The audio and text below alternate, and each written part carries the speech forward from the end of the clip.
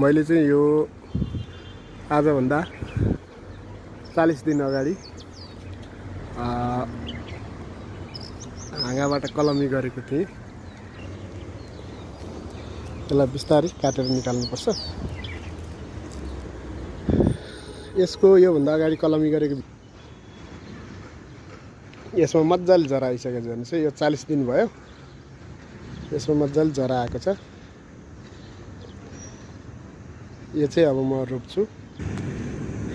यो मैले कलमी गरेको भिडियो चाहिँ यदि हेर्नुहुन्छ भने मेरो युट्युब च्यानलमा योभन्दा अगाडि निकाल्न सक्नुहुन्छ है त। मेरो च्यानललाई सब्सक्राइब गरिदिनु होला।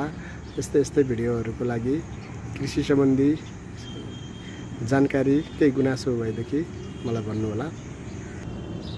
ल मैले यसलाई यसरी रोपिदिएँ। ल हेर्नुहोस् है, अब यो फुल पनि खिलिसकेको छ। यो हाँगाको छिट्टै फुल खिल्छ।